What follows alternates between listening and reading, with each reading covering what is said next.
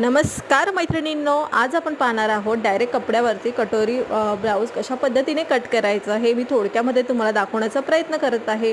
इथे 4 फोल्डेड कपडा घेतलेला आहे। शोल्डर आपण हे जे कटोरीचं जे काही ब्लाऊजचं माप आहे छातीचं ते आहे 38 छातीचं माप, ठीक आहे। तर ह्याचं शोल्डर जे घेतलेलं आहे ते 5.5 इंच आहे आणि मुंडा जो आहे तो आहे आपला 6 इंच। तर अशा पद्धतीने आपण मार्क करणार आहोत। पुढचा गला जेव्हा आपण घेतो त्याच्यामध्ये आपण 1 इंच ॲड करतो आणि अशा पद्धतीने आकार देतो। तर तुम्ही सुद्धा जर नवीन असाल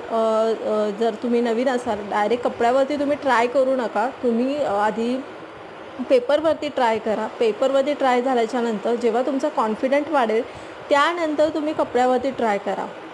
कारण की खूप भीती वाटते सुरुवातीला। मी सुद्धा नवीन असताना त्या गोष्टीतून गेलेली आहे की आपल्याला भीती वाटते की डायरेक्ट कपड्यावरती कपडा खराब नाही व्हायला पाहिजे आणि आपल्याला जसं बघायला गेलं की एक्सपिरियन्स खूप जास्त आला जवळजवळ 4-5 वर्षाचा।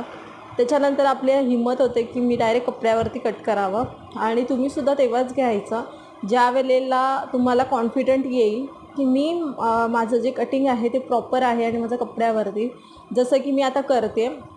हा जो आहे तो पहिला पार्ट आहे आणि मी पुढचा आणि बॅक साईडचं मी तुम्हाला दाखवते आहे आणि दुसऱ्या पार्टमध्ये कटोरी कशा पद्धतीने वाढवायचं हे तुम्हाला दाखवणार आहे।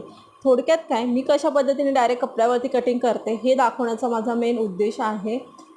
जे कोणी नवीन आपले सबस्क्रायबर जोडले जातील त्यांनासुद्धा समजून जाईल की डायरेक्ट कपड्यावरती कटोरी ब्लाऊज कशा पद्धतीने कट करायचं।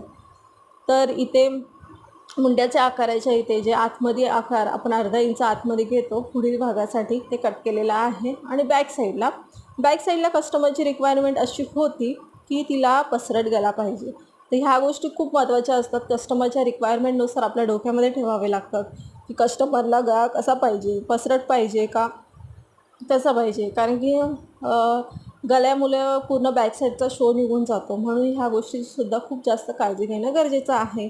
तर अशा पद्धतीने मी सुद्धा बॅक साईडचं अशा पद्धतीने तयार केलेलं आहे। हे मी मध्ये स्टँड का ठेवते याचं रिझन म्हणजे काय, जी आपली गलारुंदी असते ना ते कमी जास्त न होण्यासाठी ही ट्रिक मी वापरते।